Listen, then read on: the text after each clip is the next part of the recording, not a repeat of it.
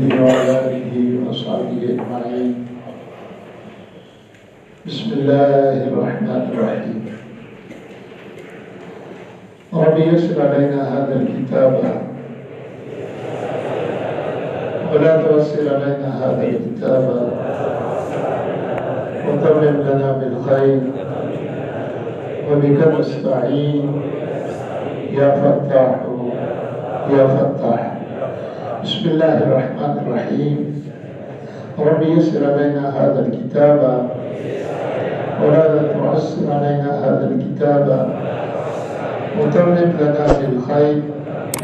وبك نستعين يا فتاح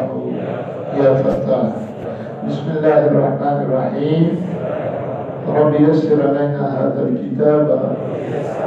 ولا تعسر علينا هذا الكتاب وتمم لنا بالخير وبك نستعين يا فتاح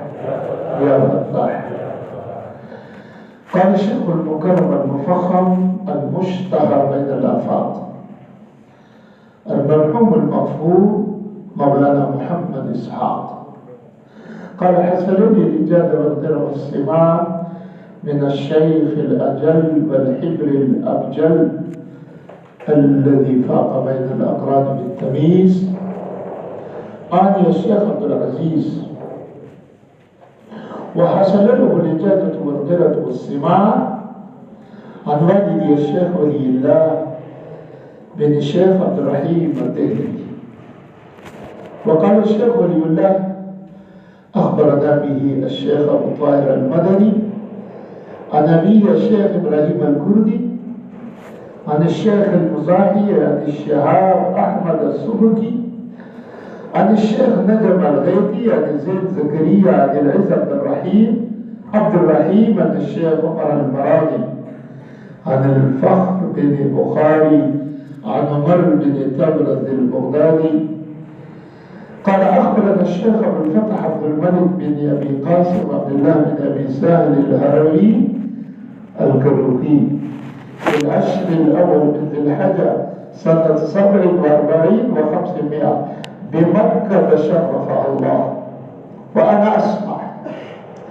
قال: أخبرنا القاضي الزاهد أبو عامر محمود بن قاسم بن محمد الأزدي قرة عليه وأنا أسمع في ربيع الأول من سنة 82 و400. قال الكروكي: وأخبرنا الشيخ أبو النصر عبد العزيز بن محمد بن علي بن إبراهيم الترياقي والشيخ أبو بكر أحمد بن عبد الصمد بن أبي الفرد بن أبي حامد الغرجي قرة عليهما وأنا أسمع في ربيع الآخر من سنة 81 و400. قال: أخبرنا أبو محمد عبد الجبار بن محمد بن عبد الله بن أبي الجراح الجراحي المروزي المرزباني قرة عليه. قال: أخبرنا أبو العباس محمد بن أحمد بن محبوب بن فضيل المحبوبي المروزي فأقر به الشيخ الثقة الذي قال: أخبرنا أبو عيسى محمد بن عيسى بن ثورة بن موسى الترمذي الحافظ قال: أبواب الطهارة عن رسول الله صلى الله عليه وسلم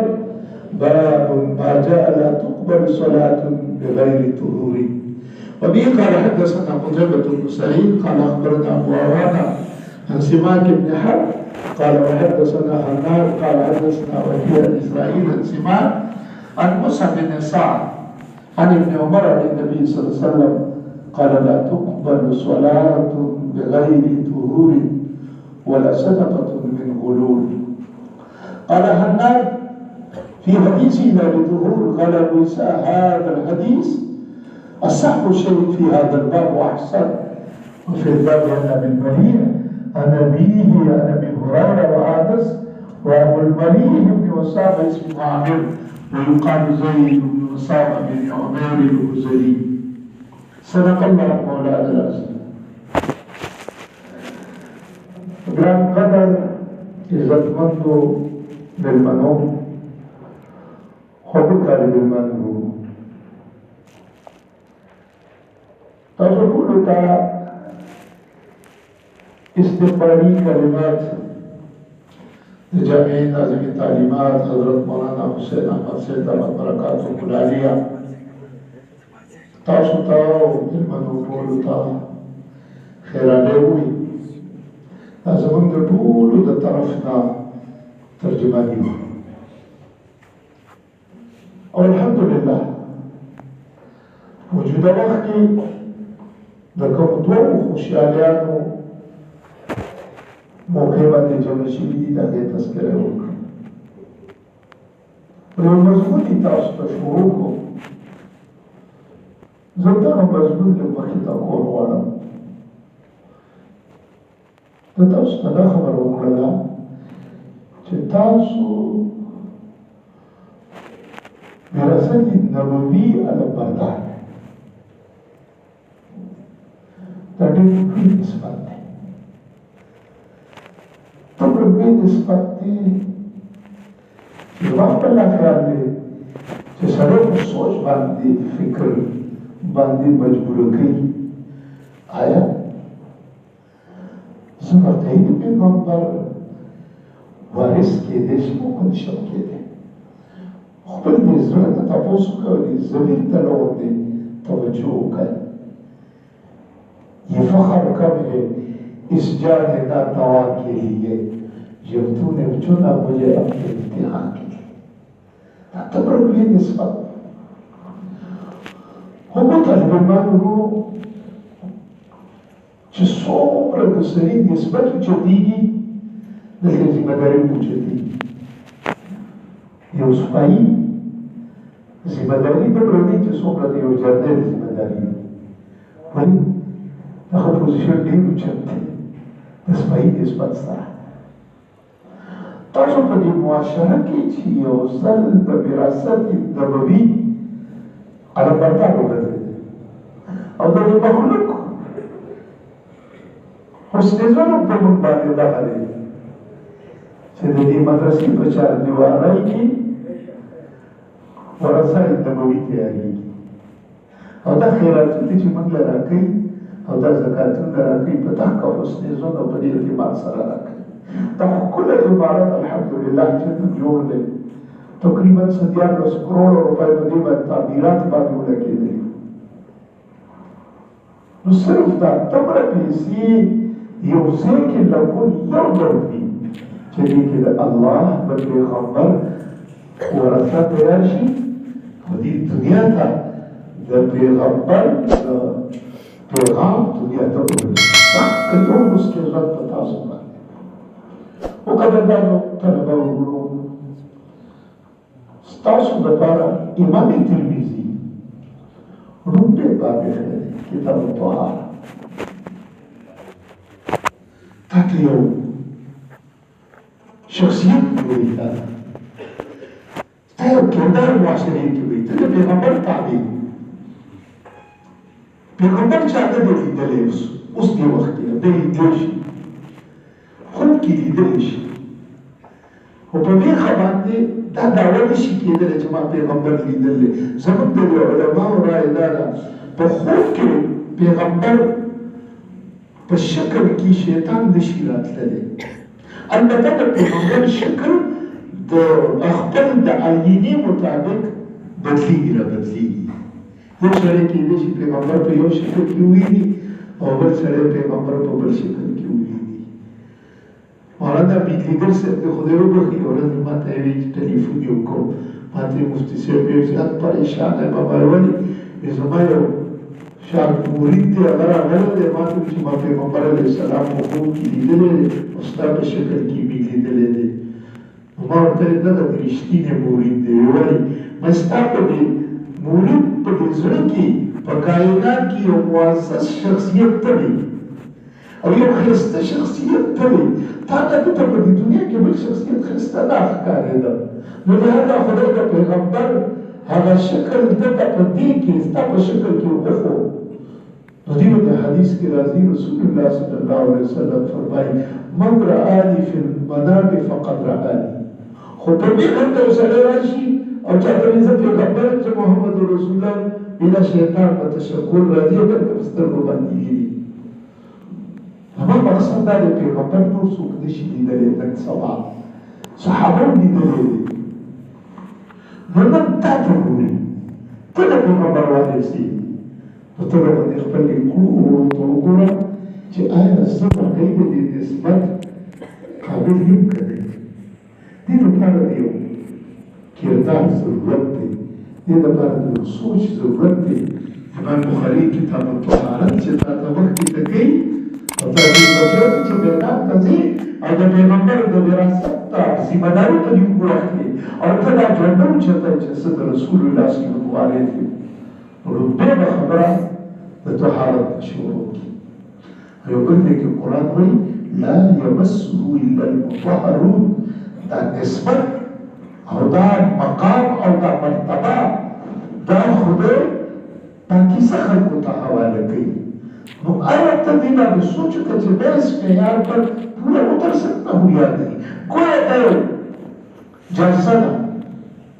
او جائزه د هغې یو جائزه نصف دی یو دوه درې څلور پنځه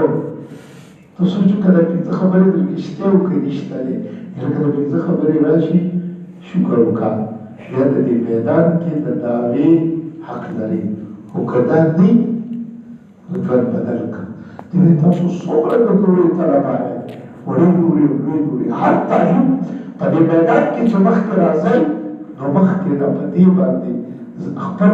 هغه شخصیت په دې باندې مجاهده کوله هغه څه چې طهارت عربي لفظ دی صفایي او پاکي ته ویل کېږي یو د دنیا په نسبت باندې صفایي ده یو د شریعت په رڼا کې صفایي ده دنیا صفایي څه ته وایي سوسایټي صفایي څه ته وایي معاشره صفایي څه ته وایي شکل صورت صفا ساته کوم ځای کې پاتې کېږي هغه ځای صفا ساته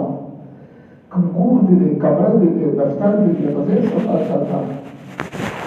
کوم ماحول کې اوسې کوڅه صفا ساته محله کې اوسېدلې محلې د صفایي کوشش کوه ته د دنیا په دې باندې د صفایي یو معیار یو دې ته تاسو خیال کړي کله داخله اقوام متحده هفته صفایي مناوي نو چې هفته صفایي مناوي په هغې کې دغه وایي چې هغه خپل کمرو کې څادر بدل کړي خپل کمرو کې بسترې او ماحول او دفتر او دا ټول شریعت کې دا د دنیا په دې ظاهري معیار دی د صفایي لیکن د شریعت په معیار کې او د یو وارث نبوي دپاره د لومبنۍ معیار مرحله د لومبنۍ پوړۍ ده د طهارت د دې نه مخکې د طهارت او نور مراحل روان دي دې لومبۍ خبره به دا ذهن کې کېده وای چې سوسایټۍ کې پاتې کېږئ نو شکل صورت وجه قطع ناسته ولاړه او بوټو باش رنګ سهر هغه به پاک ساتئ که جومات کې د امام وي او خطیب وي نو د جومات صفایي به په نظر کې ساتي که ډېره ښه ده د خدای کور دې صفا کړو که نه نو د خادم والا ساته او خلکو ته اهتمام ورکوه چې جومات صفا ساتئ څوک راشي چاته بدبویي نه محسوسېږي حدیث کې راځي رسول الله صلی الله علیه وسلم جومات ته رادننه شو ګوري بله په دې دیوال باندې چا خراش کې توکلی دی رسول الله صلی الله علیه وسلم چهره انور باندې د جلال اثرات لیدلی شوي هغوی فرمایي دا چا او بیا ګوډي مبارکه واخیسته په هغې باندې د خراش کې داسې مې حاضرین ته ویله که تاسو کې چا څه کار خوشبویي شته دی یو ویډیو مو کړه کور کې خوشبویي شته دی لمنشه راړه هغه خوشبویي راړله او بیا یې خپله ګوډي مبارکه صلوات هغې راکړله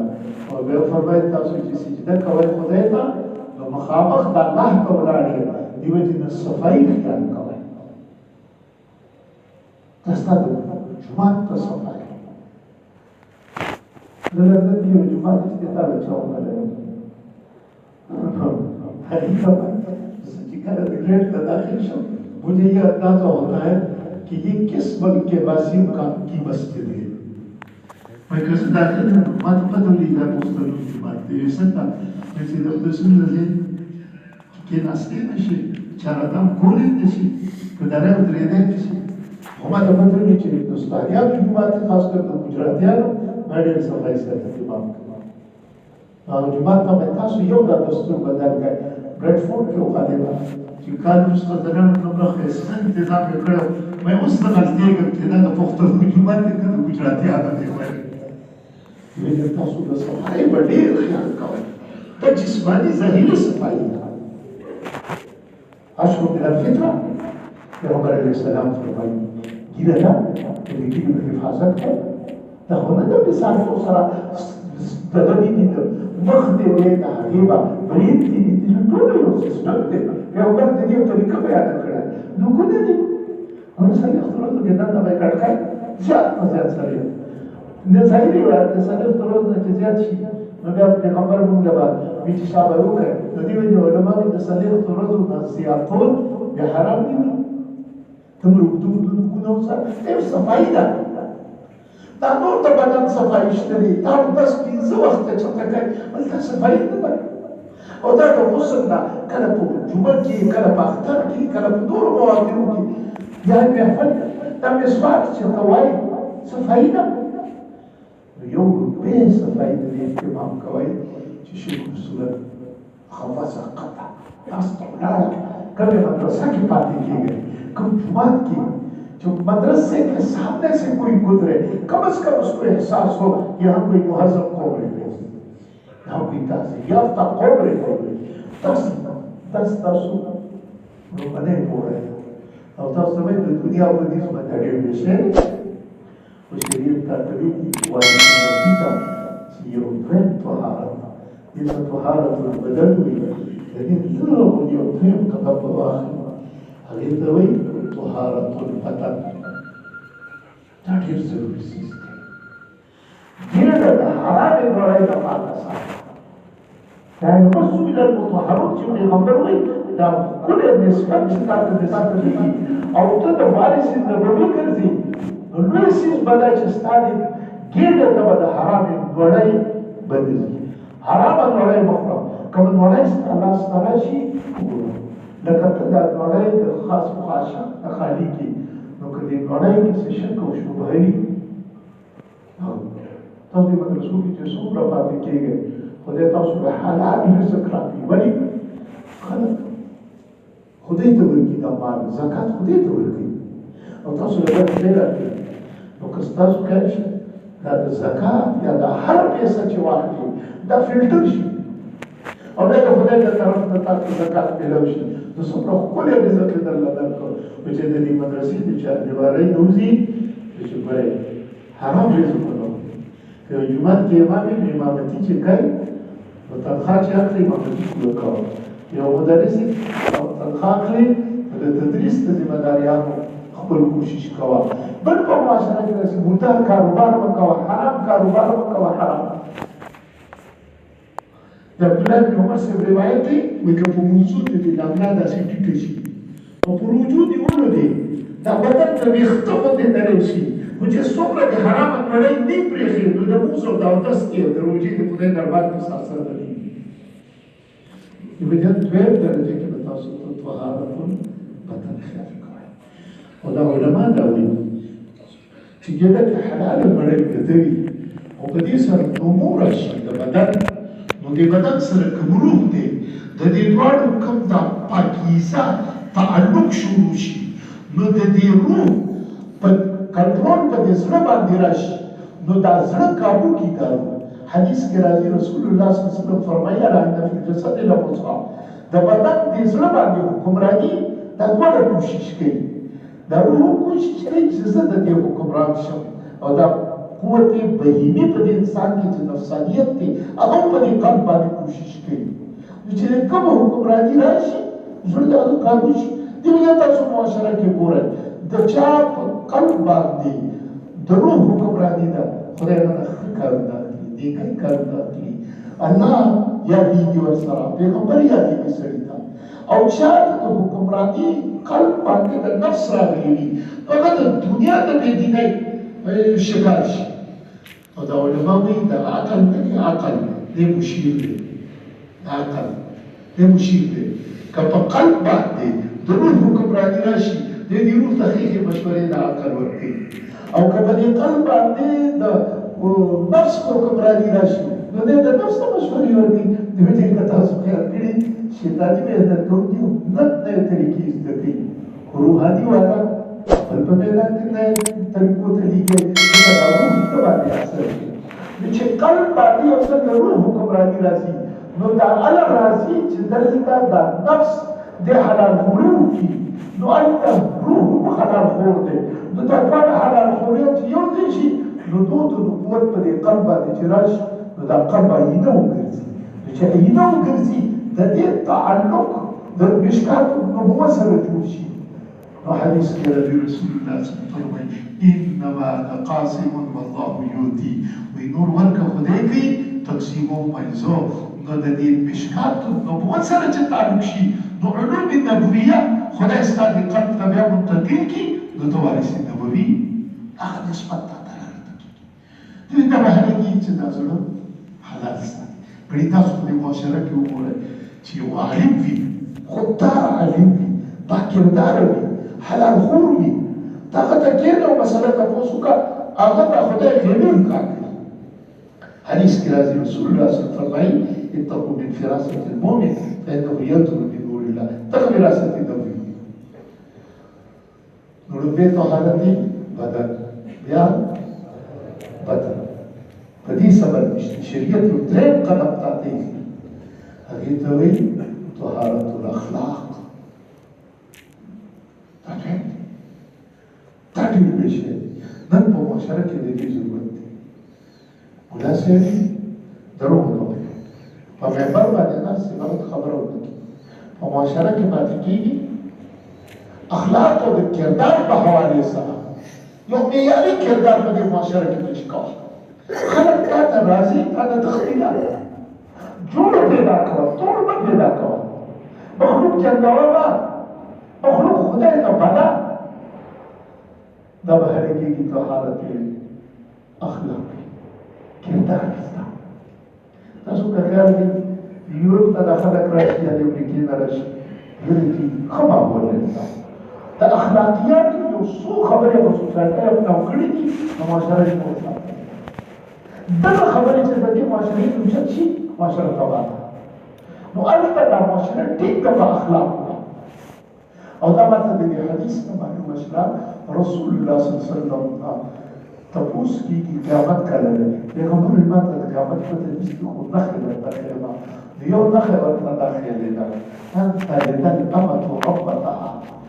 روزه د خدا ده چې په معاشره کې د مور سره سلوک هغه د خادم غوندې شروع شي او ان ترى الحفاة العراة رعاة الإبل البهم يتطاولون في البنيان مادیات وغلبه شي دا د اخلاقیات کردار نو چې کردار د معاشرې په اوچت شو پیغمبر وایي بیا به دا معاشره روانېږي خدای وایي دا معاشره بیا باقي نه پاتې کوي ځکه انساني معاشره هله بدل کېږي چې دې کې اخلاقیات وي دینی اقدار وي اخلاقي اقدار وي او چې کله د اخلاقي اقدار لاړل نو بیا د زناورو د معاشرې د ځنګلي معاشرې او د انساني معاشرې فرق پاتې نه شو کہ نشو معاشرے ضرورت نشتی جس کے استحکام کو میسر نہ ہو روزی اس کے خوش ہے گندم کو جلا دو لیکن بیا دیر دینا ترے خبر ہے تاسو ساتای نما خوبت علی المنورون معاشرہ کی تاسو امام بخاری کتاب الطهارة ترمذی کتاب الطهارت شروع کو طهارت الاخلاق ودي باندې اتفاق دی مسلون طهارت مخکې هغه شریعت ته غواړي وارث نبی نه غواړي هغه څه چې طهارت القلب تعبیر نشي دا زړه د امراضي باطني او نفر امراضي باطني سره مثال او پیجان میرا مال مشری بلوش مال مشری او دې موږ تبا لا نه ټولګه کې دې پاش کومه مشرایه نو مشاهد تخرج ولي زاد النساء سيختلف شوفوا دا د دې حساب زیات کړی هغه ذمہ داري او عادت شته بیا خیر د خدای نه غواړم دا موضوع خود بیجان دا قلبي بیماری ده خو بیمار دنیا په لار په دغه پسې ځان مه مړ کوئ چې زمین خرڅوي ده رزق په تا نه خدای راکوي خو بیمار چې یاره پیسه ډېره وګټو دا سوچونه مه کوه ډاکټر دې دا باطني امراض دي چاته زړه کې نفرت مه کوه په دې معاشره کې به ډېر خلک چې قسم دی دې دا به تا ته ورته راځي کله دا کله ګیر او برې ته د ویښ نه خرېږي خو دومره مضبوط ایمان دې وي چې زه د هغه ایمان ته وپسخېږم هلته نږدې کې دې معاشره کې دا معاشره آباده بچاره او خودفهمۍ شکار وکړه چې باندې جنت کې ګټه اخیستې دي انبیا چې څومره واخلي نو سبق خلکو ته دا درکوي چې معاشره کې انساني قدر ته وګوره او د معاشرې کې د انسان ته د انسان د قدر په نظر سره وګوره دا انسان ته چې د قدر په نظر سره ته به هله کتلی شي چې د زړه د دا امراض باطني لرې روغ منافقت چېرته وکړو یو مولا د بل مولا خپې مه وهه یو مولا بل مولا د نفرت مه پیدا کوه په معاشره کې ممکن دا ډېر بیسي دي اکثر روانه راشي په دنیایي خبرو ورته به یې څه وکړي فتوې ته یې وکړل متوجه راشي دا هلې کېږي چې زړه ګټوي دې وجې کوشش دا کوئ چې زړه د دې امراضو نه او د دې بیماریانو نه فارغ کړئ دا څلور طهارتونه پنځه د دې نه مخکې دي هغې ته وایي طهارت السر طهارت البدن طهارت البدن طهارت الاخلاق طهارت القلب او پنځه د طهارت السر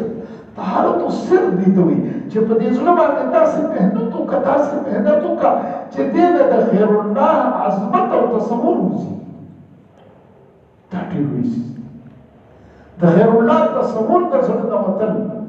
دا ډېر محنت غواړي او دې لپاره دې ته شریعت کې تصوف وایي او تصوف څه ته وایي د خدای نه ماسیوا غیر الله د زړه نه لرې کول دې ته تصوف وایي تصوف دغه مراد تصوف د صوف نه دی صوف معنا صفایي کول صفا نه دی څوک وایي صوف هغه دغه به یې جوړه ده هغه نمدې به چې جوړې شي هغه به یې جوړې خو د صوف صوفیا وایي دا صفا القلب نه ویل کېږي دا زړه صفا کا دا چې زړه صفا کړي او دا مرداریان یې د دې زړه نه وکاږي یو د خدای بصیره په دې قلب کې راشي او چې یو ځل کې قلب کې د خدای عظمت کېناستو اوهو بس ته لاړې کامیاب شي خو زموږ د علما وایي لا اله کې دا حقیقت بیانېږي لا دا لا چې دی که نه دی په دې اله باندې راغی نو د زړه نه د خیر الله عظمت وکړي مولانا روم وایي تغلا در قتل غیر حق برا تغلا در قتل غیر حق برا درد در آخر کې بعد الله چې ما دا الله نه دی دی په دې اله باندې چې راغی نو د غیر الله هغه بنیاد یې وښکو زړه د ټول عظمتونه ختم کړو او وګوره چې دی اله نرستو څه پاتې شو وایي من د الا الله باقي جمله رفت صرف الله پاتې شو لا چې په اله باندې راغی غیر الله ختم کړو په دې زړه کې یو الله یې کېدو یو د الله عظمت یې کېدو او مولانا روم وایي و شاید باشه عشق شرکت سوز لفت وی آفرین په داسې مشرق باندې شاه آفرین په داسې بینې باندې شاه چې د خدای نه باسیوا چې څوک هغه ټولې چې دی هغه وسوځو ما د الله باقي جمله رد صرف یو الله پاتې شو نور هر څه ته دې زړه نه وکړو او هر څه ته دې غیر الله د دنیا ته دې زړه نه وکړو دا چې لا اله محمد شي نو د علماوي لا اله طریقت دی او الا الله حقیقت دی چې د اله تصور د زړه ختم شي نو الله راشي خو مخکې محمد رسول الله دی دې کې شریعت دی دې کې بیا څه شی دی شریعت دی معلومه دا شته چې د غیر الله نه د دې دا سفر چې ستا روانېږي او او د الله د حقیقت ته د رسایۍ کوم سفر دی، دا سفر د عقل نه دی، دا سفر د محمد رسول الله په اتباع کې دی. نو دې کې شریعت نو دې دریو خبرو باندې چې تاسو سوچ او فکر وکړئ، ستاسو د زړه دنیا به صفا شي. په لا اله محنت وکړئ، د الله د الله عظمت کې نه وای او د محمد رسول الله تابعداري وکړئ. نو طریقت، حقیقت او شریعت درې واړه شعبې به تاسو ته راشي. د دې نتیجه به څه راشي؟ ستا په زړه کې به د الله عظمت نه سوا نور ته که د دنیا تا ته دې سرو شي نو ته به وایې لعنت دې وي په دې دنیا باندې، زما زړه کې د الله عظمت پروت دی، څه د دنیا سره څه کومه. دا به هلې کېږي چې دا بهدت شوي. دې ته طهارت السر وایي. او یو شاعر وایي ولو خطرت لي في سواك إرادة يوما على قلبي حكمت بردتي. خدایا کتا د ما سوا د غیر الله تصور زما په زړه کې راشي، زه یم لاړې مرتد شي. دا دومره حد ته طهارت راشي. نو قدردان طالبان وروڼو، وراثت نبوي ډېر لوی مقام دی، لوی مقام دی. خو دې دپاره چې کوم یونیفارم ضرورت دی، دې دپاره د کوم تشبث ضرورت دی، هغه په دې طهارت دی. یعنی معلومات اقبال شده که میگویم مسلمانان بلدم که دیدم مشکلات نهیدارم کار میرسن دلوی کار ده و دلوی کار نبان ذات دیرم تاسو ستدی میدان که در طول کار ستاسو پرده کم حدیث رازی عملی طور سر باقی بانده زمان رجمت دعا دم چه اللہ دستاسو دا سفر دیر مقرقو کرد او رب کائنات تاسو واقعی د وراثت النبوي د عظیم نسبت نه معلوم دی. د دې خبرو اتفاق کوم او دعا وکړو د ټولو ملګرو ته د شورا مرګري زموږ راغلي دي. دا زموږ جاوید صاحب په دې میدان کې پوه دا زموږ جاوید صاحب د جاوید صاحب د دې خپل د دې